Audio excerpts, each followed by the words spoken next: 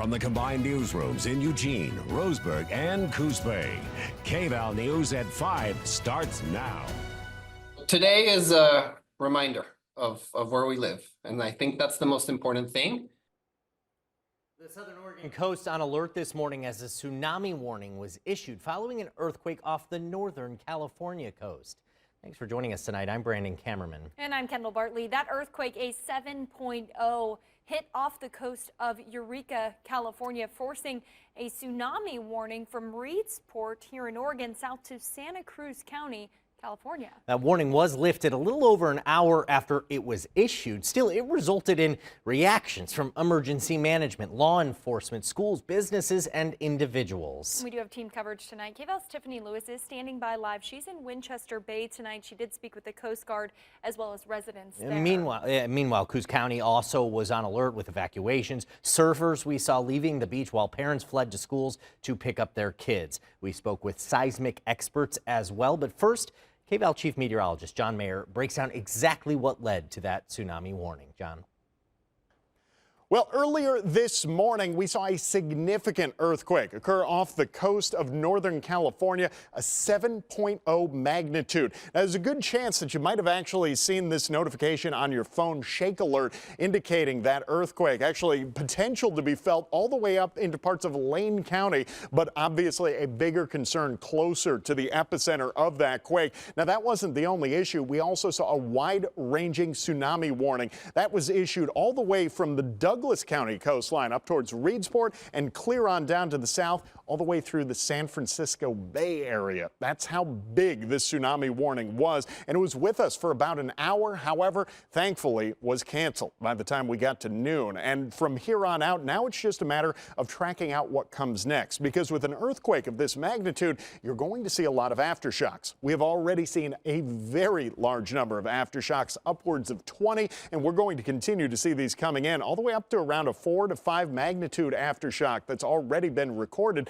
And there is a chance we could get some larger ones as well. Ultimately, where all of this occurred, essentially where we see the conjunction of some of these fault lines. This is a rough estimate of where we have those lines. Typically, when we talk about earthquakes, they're over here in the Mendocino Fracture Zone. However, this was further to the south, but much closer to the shoreline. Our earthquake's usually about 250 miles off the coast. This one only about 30 miles off the coast, down into Northern California, and that's what led to so many issues out there. But thankfully now, again, tsunami warning no longer with us. It's been canceled since noon. All right, thank you so much, John. Meanwhile, residents in Coos County faced with school and work evacuations following that tsunami warning. KVAL's Lexi Ryan, who works for us on the coast, was among the residents evacuating and spoke with a few people during the process.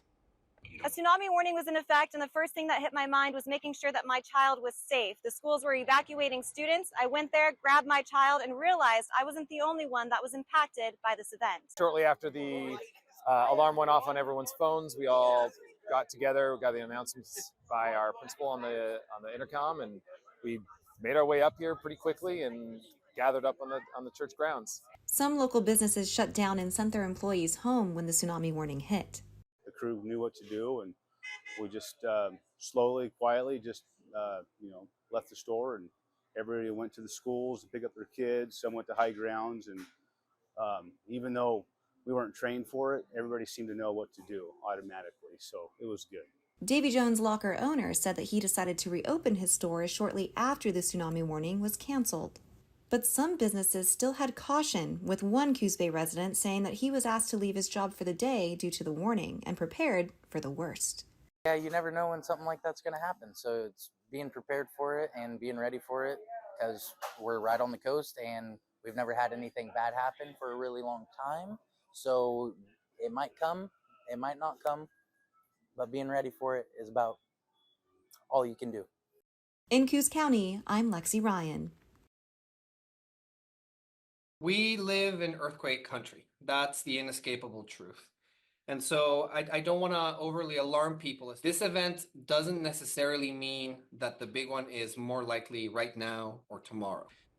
Well, from Curry County to the border of Lane County, people breathing a sigh of relief when that tsunami warning following the earthquake in California was lifted. Now, according to the Cascadia Region Earthquake Science Center in Crescent, The location of today's earthquake, it's a messy spot because it's a junction for the San Andreas Fault, the Cascadia Subduction Zone, and the Mendocino Fracture Zone. Yeah, the center's director, Diego Melgar, says the area is very active, but there was no tsunami due to the makeup of the earthquake. While Melgar says aftershocks will continue for up to a month and residual earthquakes are another possibility, the big takeaway is be prepared.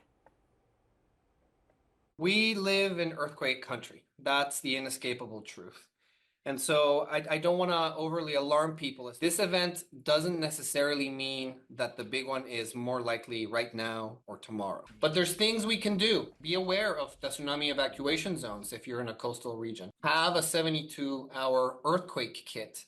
Get the MyShake application on your phones. If we're waiting for the earthquake to sort of figure out, oh my God, how do I respond now? It's too late. And the last significant earthquake and tsunami in Northern California to impact southern Oregon was the 7.2 magnitude Cape Mendocino earthquake that happened in 1992. One Oregon State University professor tells us knowing while living on the West Coast, you're in a place that's highly active with earthquake activity. That's the first step in being prepared. That shouldn't be scary. It's knowledge, and knowledge is power. And so from the accounts already coming from the ground in Northern California, it seems like communities there responded in exactly the right way during this event. You know, they dropped, covered, and held on, which is exactly what people should do. It's a part of our life here, earthquakes big and small, but it's knowledge that we can harness and use to our advantage and help us stay safe. Now, a tsunami can be at the coastline in as little as 5 minutes. Melgar advises boaters if they're already too far out on the water, they should try to ride out the tsunami and avoid trying to return to port due to strong currents and large waves. He says to also listen to the harbor master on radio for when it's safe to return, and you can look for the extended interview with Melgar on our YouTube. I was watching the Brookings coast earlier, and we saw the boats coming in droves as that tsunami warning came in. The system kicked in once the alert was put out by the National Tsunami Center, and residents along the coast, they went into emergency mode. Yeah, KVAL's Tiffany Lewis joining us now in Salmon Harbor towards the northern edge of that tsunami warning zone. So, Tiffany, how did the response go in that area? Yeah, locals in Winchester Bay were definitely sent into a panic this morning when they received the tsunami warning. Boaters and fishermen rushed to protect their property or just immediately fled to higher ground. Yeah, we saw it at 11:40. We saw a surge in the bay here. Just a little surge. We saw a rock get covered and then draw back out, and all the ducks spun around a little bit. So we think that might have been the tsunami. The U.S. Coast Guard also played a central role in the emergency response as the community prepared for the tsunami warning. While the warning itself only lasted for an hour, the U.S. Coast Guard says they immediately began preparing to dispatch their ships to deeper waters. If the tsunami had hit, they would have assisted in search and rescue efforts. If we get like a 4-hour notification or a 8-hour notification, stuff like that, we'll actually take the Coast Guard assets out 50 nautical miles, and we'll kind of just stand by right there, wait for the tsunami to pass underneath, get us, and then we'll be a search and rescue response, helping first aid responders get to kind of different places or tricky places that they need help with. Unfortunately, this time it was only a 30-minute type of information, so we just loaded everything up and then helped the community. And the Coast Guard also went up to the Umpqua Lighthouse State Park and provided some direction and comfort to those community members. One man says it was definitely a test run as he struggled to wrangle his children. He was surprised it took them a full 10 minutes to reach safety from their boat's dock. And it was pretty hectic.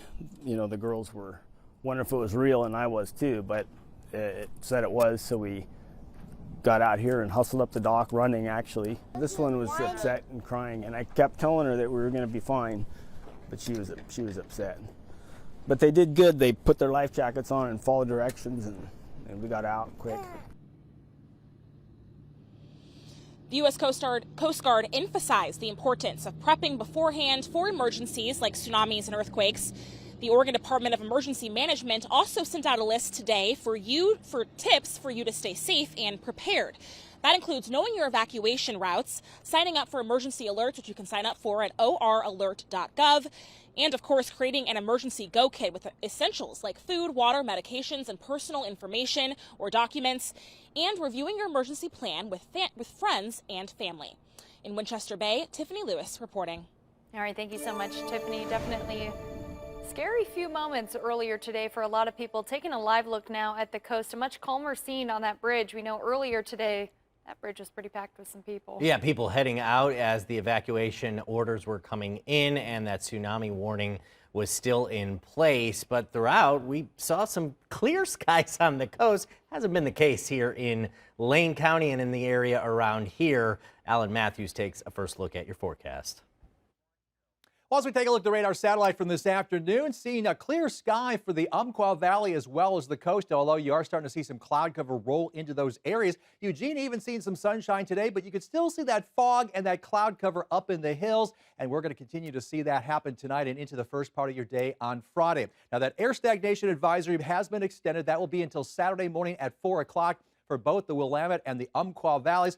Keep in mind that we saw moderate air quality throughout the area today, and it looks like we'll see a repeat of that again tomorrow. Now, as we look at your weather headlines, we are going to be looking at valley fog tonight and into the morning on Friday. In the Willamette Valley, looking at freezing fog in there. Now, we will see another mix of sun and clouds tomorrow, and then rain will be likely on Saturday. That chance of rain will decrease on Sunday. We'll talk more about that with that full forecast in just a bit.